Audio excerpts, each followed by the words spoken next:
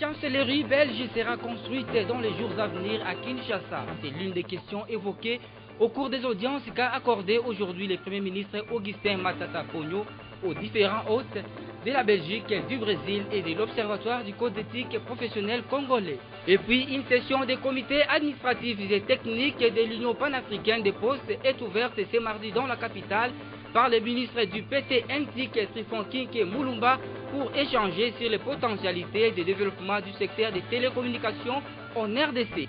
La construction d'un bâtiment administratif propre à l'Office national de l'emploi n'est plus un rêve. Le coup d'envoi pour la matérialisation de ces projets a été donné ce mardi avec la pose de la première pierre par le ministre de l'Emploi, Modeste Bahati. Cette grande édition du journal vous est présentée par James. Le journal reçoit M. Dende, artiste connu sous le nom de Lexus Légal. Avec lui, nous parlerons exclusivement du festival Amani qui vient d'avoir lieu à Goma du 14 au 16 février dernier. Bonsoir, monsieur. Bonsoir, monsieur. Je reviens à vous tout à l'heure pour je vous en prie. causer. Bonsoir à vous également et merci de vous joindre à nous pour cette grande édition du journal sur la chaîne des références. Ouverture ce mardi 18 février au Palais du Peuple de la 32e réunion du comité intergouvernemental du marché commun de l'Afrique orientale et australe COMESA. Durant 2 jours, soit du mardi 18 au mercredi 19, les experts et hauts fonctionnaires des 19 pays membres vont examiner différentes matières sur les questions de l'intégration économique régionale. Il s'agit entre autres de l'état d'avancement de la mise en œuvre du programme du marché commun sur la transposition des États membres, le commerce et la douane, les micro, petites et moyennes entreprises, l'agriculture, les infrastructures et les changements climatiques. Le ministre de l'économie de la RDC, Paul Nemoyato, invité d'honneur de ces assises, a procédé à l'ouverture des travaux. Domomat y reviendra dans nos prochaines éditions avec force détail. Parallèlement à l'insécurité causée par les groupes armés au nord Kivu, les populations de Butembo sont aussi victimes d'enlèvements à répétition par des hommes en armes. Face à cette situation, la police nationale, ville de Butembo, promet de traquer jusqu'au bout les auteurs de ces actes. Plus de détails avec notre correspondant à Butembo, Merveille Takoulé. La première. Les bandits ne peuvent pas quitter la ville, affirmation du commissaire supérieur de la PNC-Ville de Butembo. Selon le colonel Blaise Dimundou, la police détient des éléments pouvant lui permettre de mettre la main sur ces groupes d'inciviques. Vous me laissez d'abord travailler, je vous ai donné une semaine. À la prochaine parade, je vais venir vous faire l'évaluation, le suivi, faire le rapport du suivi de ce qu'on est en train de mener comme travail. Mais je vous dis, je suis confiant que nous allons mettre la main sur cette bande. Mais qui sont ces terroristes urbains? Pour le commandant de la police nationale congolaise de Butembo, une seule réponse, des fils du terroir, colonel Blaise Dimundou. Il y a certaines personnes qui sont dans cette bande, que le jour où nous allons mettre la main dessus, nous allons vous les présenter, que vous connaissez bien. Ils sont fusils de terroir. S'il y a des policiers, des militaires ou un agent de l'ANR ou des GEM qui serait impliqué dans tout ça, la loi est là pour tout le monde, il ne sera jamais épargné celui-là. S'il y a de ces gens-là qui ont des preuves par rapport à nos agents ou par rapport aux militaires, par rapport aux agents de renseignement qui viennent me voir, pour m'aider à aller de l'avant, pour éradiquer et pour faire voir à ces gens-là que ils ont mal choisi d'adresse. Puis c'est comme ils ont choisi de servir l'État sur les drapeaux. Au travers de la police, l'armée et l'ANR, ils doivent être conséquents. C'est-à-dire sécuriser les personnes. 2 suspects sont déjà aux arrêts. Merveille Kakoulé Sali Boukou, Butembo, Antenne A. Le président de l'Union pour la nation congolaise, Vital Kamerhe, est arrivé ce mardi à Goma aux alentours des 16h30. Il a été accueilli par des milliers de sympathisants avant de faire la marche de l'aéroport de Goma à la place appelée Terminus. Ensuite, les patrons de l'UNC s'est rendu avec sa suite au stade Afia où il a tenu un meeting populaire. Sur place, il s'est adressé aux Gomatraciens en leur apportant un message de compassion suite aux guerres récurrentes dans cette partie de la RDC. Nous y reviendrons également dans nos prochaines éditions avec notre correspondant Thomas Daquin-Mouiti.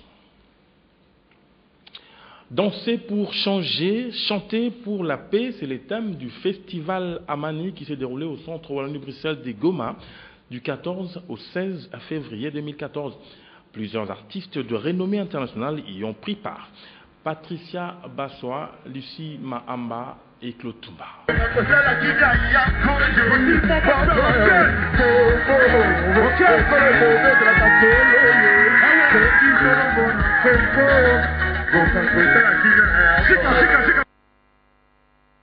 La première édition du festival Amani a été une occasion pour les habitants de la ville de Goma, au nord Kivu, de pousser enfin un ouf de soulagement quant à la paix retrouvée après 2 décennies de guerre qui a ravagé cette partie est de la République démocratique du Congo.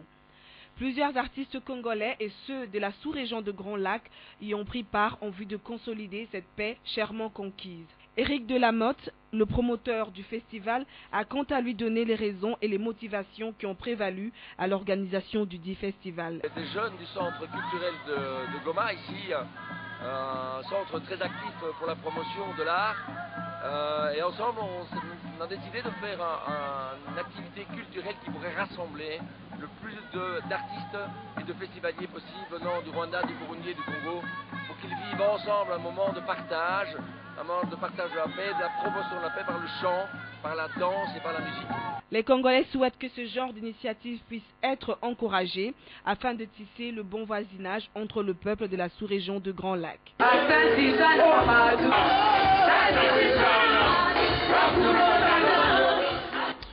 Rectificatif immédiat, vous l'avez constaté avec moi, ce n'était pas au centre Wallonie-Bruxelles de Goma, mais plutôt dans un stade en plein air et les festivals Amani s'est donc bien déroulé. Je vous le disais, en ouverture, nous recevons Lexus Légal, de son vrai nom Dende.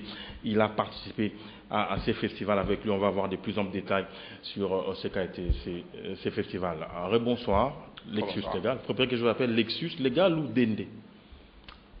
Vous avez le choix des arts. Alors dites-nous, ça s'est bien passé, les festivals Amani dans l'ensemble? Ouais, dans l'ensemble, même dans les détails, ouais, ça s'est très bien passé pour une première. Je veux dire, rarement on atteint un niveau d'organisation de cet ordre. Vous savez déjà à la base, moi-même je suis initiateur d'un festival, donc je suis directeur d'un festival ici à Kinshasa. Et je connais la problématique, je connais les difficultés. Et rarement on atteint ce genre de... voilà. Je veux dire, rarement on atteint réellement ce niveau d'organisation à ces niveaux. Et ça s'est vraiment très bien passé. Ouais. En plus de Lexus, il y avait qui comme artiste? En gros, il faut dire qu'il y avait le Congo, il y avait le Burundi, il y avait le Rwanda. Après, il y a eu des bénévoles qui sont venus un tout petit peu de partout, de Belgique. Et puis la presse est venue de l'international. Il y a beaucoup de gens vraiment qui sont venus. Mais il y avait d'abord, avant tout, les jeunes des Goma qui ont fait en sorte que ces festivals puissent avoir puisse bien s'est passé, quoi. Donc il y a eu par exemple Monsieur Lokwakanza qui était vraiment la tête, je veux dire en termes de renommée, qui a joué en dernier, parce que moi j'ai eu la lourde responsabilité d'ouvrir le festival le 14, le vendredi, et ça s'est extrêmement bien passé, quoi. Alors, Lexus, dites-nous, vous êtes quand même, c'est Monsieur Eric Lamotte qui est le promoteur principal de ces festivals, mais vous avez quand même une petite idée sur la genèse de ces festivals? Oui, donc Eric, qu'on a pu voir dans ces images-là, je crois que c'est un ancien de Goma. Il a travaillé dans les années 80 comme banquier, comme financier à Goma. Donc c'est quelqu'un qui a vu de belles choses, une province Nord Kivu qui était en plein essor, où des choses ça se passait quand même très très bien, et qui a vu aussi la province plonger. Bon bref, il est pris d'amour par rapport à cette province, donc il a dit, bah, tiens, maintenant qu'il est à la retraite, il peut quand même arriver à faire un certain nombre de choses. Donc à partir de là, depuis 2 ans, il rame, il essaie de ramer. Moi je l'ai croisé l'année passée ici à Kinshasa, en train de tenter de prendre de contact par-ci par-là. Moi probablement on l'a parlé, voilà, il y a un monsieur qui est en train de te chercher, parce que du coup il veut faire une programmation de son festival, mais je crois que je l'ai croisé 5 ans auparavant en Belgique lors d'un dîner, mais il ne se rappelait plus très bien. Et ainsi de suite, on s'est donné des contacts. Voilà, moi j'ai ouvert de portes par rapport aux institutionnels que je connais ici, ainsi de suite. Et il a pu monter quand même très bien son festival. Donc on a eu, voilà, il y a eu par exemple l'Union européenne, la MONUSCO, les Américains. Et sincèrement, il y a quand même beaucoup de gens qui se sont mobilisés par rapport à cela. Mais au-delà de ça, ce qui était très très intéressant, c'est faire parler de Goma, de Nord Kivu. Okay. Au lieu d'avoir constamment des reportages sur des crépitements de balles, là on s'est dit, bah, tiens, on va avoir pendant 3 jours des grands moments voilà, culturels, de festivités, mais surtout pour la paix. Et ça, c'était la chose la plus importante. Donc on est d'abord parti là-bas pour la paix, et on a chanté pour la paix, bien sûr, en disant que la paix, maintenant qu'elle est faite, il ne faut pas qu'elle soit totalement faite au détriment de la justice. Alors, pour parler du festival en soi, il n'y avait que la musique ou bien il y avait aussi l'art à côté ou une exposition? Si, il y avait quand même pas mal de choses organisées autour. Hein. Il y avait même des stands, comme tous les vrais festivals. Je crois qu'il y avait même, à un moment donné, il y a eu des athlètes, ils ont fait du footing, ils ont fait pas mal de choses avant le festivité réellement, avant que le chanteur puisse venir. Donc il y a eu des expositions aussi. Voilà, il y a eu quand même pas mal de choses qui ont été faites pendant ce festival. Quand ils t'ont contacté, qu'est-ce qui t'a motivé à donner ton accord? L'argent ou il y avait une raison particulière qui t'a amené à donner ton accord? Non, moi, la raison elle est très simple. Moi, c'est la paix. On parle de la paix dans mon pays. On est en train de parler. Vous savez, moi, le fait seulement déjà d'être congolais, je suis invité dans pas mal d'endroits dans le monde. Et ça, il faut déjà le reconnaître. Donc là, on parle de la paix dans mon pays. On parle de consolider la paix. On parle de quand même arriver à égayer les gens. Vous devez savoir que la province, les 2 provinces de Nord Kivu, d'après les statistiques, c'est à peu près 80 à 85% de jeunes qui ont moins de 25 ans. Donc il faut dire qu'ils n'ont connu que la guerre. Donc à partir de cela, je me suis dit, bah, tiens, je vais y aller. Et gratuitement. Nous, on n'a pas été payés, sincèrement, on l'a fait gratuitement. L'année passée, même quand le festival a été reporté, nous, on a poursuivi jusqu'au bout notre idée. On a fait un concert à Amani ici. Et j'ai donné aussi mon accord quand le festival a été reporté en disant au moment où vous allez fixer les dates, on va s'arranger pour venir. Et on s'est arrangé, on est arrivé, on a fait notre travail. Exact. Je vais tout à l'heure pour une petite conclusion. Le Premier ministre Augustin Matata Ponyo a accordé plusieurs audiences ce mardi 18 février à la primature. Il s'est notamment entretenu avec une délégation des entrepreneurs belges, l'ambassadeur du Brésil en RDC et le directeur général de l'Observatoire du Code d'éthique professionnelle à congolais. Les condensés de toutes ces activités avec Sylvie Fortuné-Mboula. La délégation des entrepreneurs belges était conduite par Michel Lenchenko. Elle est venue présenter au Premier ministre le projet de construction de la nouvelle chancellerie belge sur le boulevard du 30 juin. C'est toute la chancellerie belge que nous construisons donc boulevard du 30 juin. Eh bien, je conduis également une délégation du port d'Anvers pour un consortium qui souhaite donc rénover toute l'infrastructure, qu'elle soit portuaire ou ferroviaire, de Matadi jusqu'à Kinshasa.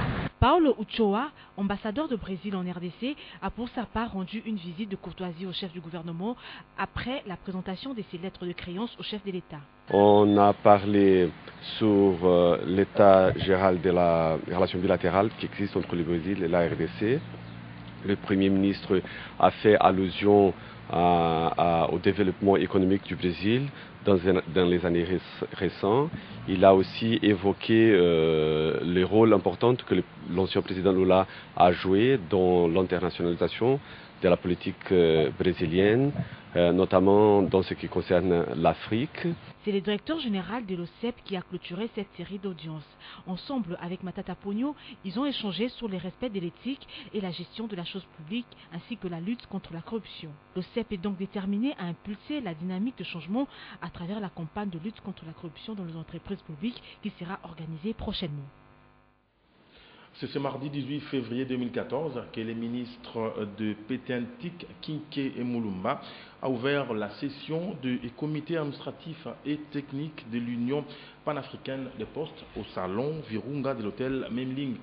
Pendant 3 jours, les participants siégeront et discuteront sur les potentialités de développement dans ce secteur. Patricia Bassois et Blaise Lunda. Une première en République démocratique du Congo et dans le secteur de la télécommunication. Cette session extraordinaire des comités administratifs et techniques de l'Union panafricaine de Poste bénéficie d'une participation massive et de haute facture des 43 pays et États membres. La Poste étant classée parmi les priorités sur la feuille de route du ministère du PTMTIC, cette session renforcera les objectifs de l'UPAP qui sont entre autres la création d'un réseau suffisant et performant et des réseaux intra-africains d'acheminement de courrier. L'Union vise la coordination des activités de développement de services postaux en Afrique. Ne saurais-je jamais trop remercier l'Union panafricaine de Poste pour la confiance ainsi placée en la République démocratique du Congo en lui confiant l'organisation et la tenue de ces assises extraordinaires qui revêtent, vous vous doutez, une importance cruciale pour l'avenir du secteur postal de notre continent et du monde. Pour sa genèse, l'Union panafricaine de Poste, UPAP, institution spécialisée de l'Union africaine, a été créée en 1980 suite à une décision de la conférence de plénipotentiaires réunissant 35 pays membres de l'OUA du 8 au 18 janvier 1980 à Arusha en Tanzanie. Le Centre d'édition et recherche en sciences de l'éducation et la prévention de la consommation de drogue vient de lancer sur le marché de l'emploi 50 lauréats dans les domaines de l'informatique. La cérémonie de remise de brevets sanctionnant la fin de cette formation a eu lieu samedi 15 février 2014 dans la commune de Lingwala. Sylvain Kapombo Bosengé. Au total, 50 lauréats, dont 28 garçons, ont suivi avec assiduité leur formation en informatique au centre CERS en l'espace de 3 mois. Ils ont ainsi renforcé leurs capacités sur les systèmes d'exploitation Windows avec comme logiciel d'application Word, Excel, Publisher, PowerPoint, Access ainsi que le Photoshop et la maintenance. Le chef du centre CERS, Abel Mouleja, s'est réjoui du partenariat avec le CIDEP et s'est dit satisfait de la qualité de l'enseignement administré aux lauréats. C'est une promotion qui nous a fait honneur parce que nous avons changé de méthode. Nous avons commencé à enseigner avec Office 2007-2010 et eux, ils ont même appris Windows 8. Les lauréats ont aussi exprimé leur satisfaction. En tout cas, c'est vraiment très joyeux pour moi d'avoir reçu ce brevet tout au long de cette formation. En tout cas, je remercie encore une fois cette formation. Nous faisons appel à tout le monde qui reste à la maison de ne rien faire, de venir faire comme nous et d'obtenir un brevet de l'informatique. À cette heure, des nouvelles technologies de la communication où le monde est pratiquement devenu un village planétaire, notamment grâce à l'Internet, il est demandé à tout un chacun d'avoir des connaissances suffisantes sur l'outil informatique. Car hier étaient considérés comme analphabètes ceux qui n'ont pas étudié, aujourd'hui sont analphabètes toutes les personnes qui ne savent pas manier l'ordinateur. Le ministre de l'Emploi, du Travail et de la Prévoyance sociale, Modeste Bahati Lukwebo, a procédé ce mardi 18 février à la pose de la première pierre pour la construction du bâtiment administratif de l'Office national de l'emploi. La cérémonie s'est déroulée au lieu même où sera érigé ce nouveau bâtiment, à savoir au siège de la direction provinciale de l'ONEM sur l'avenue des Forces armées à Gombe. Le reportage est signé par Alain Kiuka et Blaise Lunda. L'Office national de l'emploi se met au fil de jour au pas de la révolution de la modernité prônée par le président de la République Joseph Kabila. Dans plus ou moins une année, cet établissement public censé réguler le marché de l'emploi en RDC aura son propre bâtiment administratif pimpant neuf. Et l'honneur est revenu ce mardi au ministre de l'Emploi, du Travail et de la Prévoyance sociale de procéder à la pose de la première pierre. Pour Modeste Bahati, la construction de ce nouveau bâtiment est un motif de fierté. Notre combat au niveau du gouvernement, c'est de faire de nos services de véritables institutions, c'est-à-dire qui sécurisent les partenaires, qui sécurisent tous ceux qui ont besoin de nos services. Au jour d'aujourd'hui, en posant la première pierre pour l'immeuble qui va abriter le siège administratif de l'ONEM, nous nous attendons à ce que ceux qui doivent exécuter cette tâche puissent le faire dans les délais et conformément aux normes techniques convenues, la qualité, la rapidité, de manière à ce que d'ici là, l'ONEM soit rangée aussi parmi les grands établissements publics de ce pays. Tout heureuse comme son ministre de tutelle, Madame le directeur général de l'ONEM, Angélique Kikoudi-Eliane, a estimé que ce jour marque un tournant décisif dans le parcours de ce service public de l'emploi. C'est une grande émotion qui m'étreint parce que ce jour marque vraiment la naissance, la renaissance de l'ONEM. L'ONEM a retrouvé ses marques, l'ONEM est propriétaire, l'ONEM va construire avec l'aide du gouvernement. C'est un sentiment de fierté immense, de joie, mais surtout un sentiment d'appartenance à une nation et de compter pour cette nation. Le rendez-vous est donc pris dans un an pour voir l'inauguration du bâtiment administratif de l'Office national de l'emploi qui, il faut le rappeler, possède désormais un portail électronique, le www.onem.cd, lancé il y a quelques semaines. L'Institut supérieur pédagogique des Massi Manimba a bénéficié d'un lot important de matériel le week-end dernier, dont du gouverneur de la province du Bandundu, Jean Kamisendou, pour l'avancement des travaux de cette institution académique. Natacha Bomongo. Chose promise, chose due.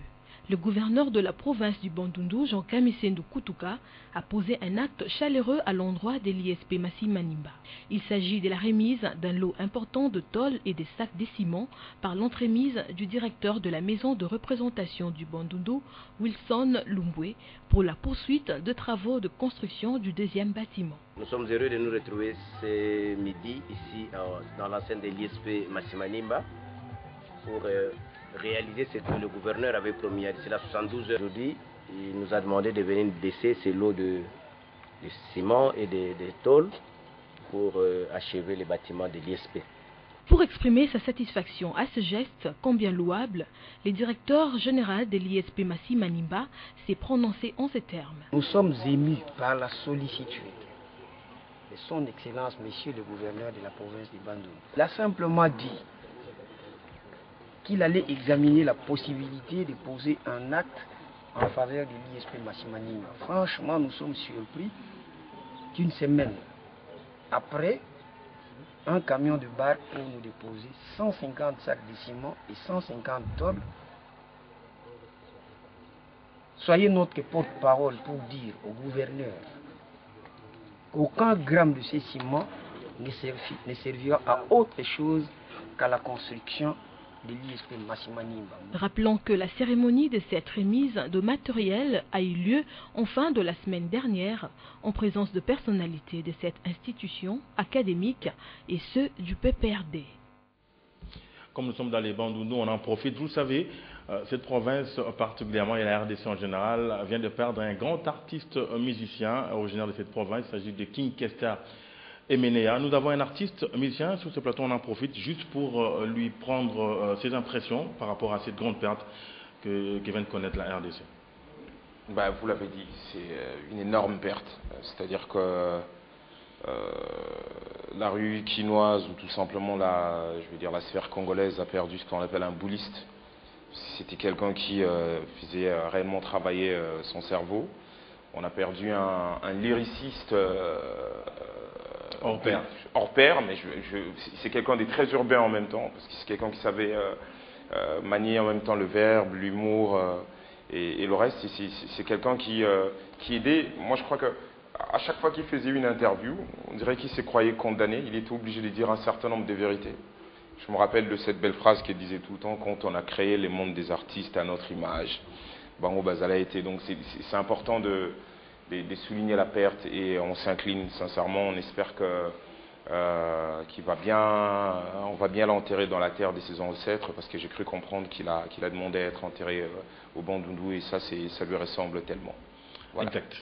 À l'occasion de ces 10 ans d'existence, les centres agronomiques et vétérinaires tropicaux de Kinshasa, en collaboration avec les centres Wallonie-Bruxelles, a organisé une conférence portant sur les difficultés qu'éprouvent les agro-éleveurs, notamment la maladie des plantes et des animaux.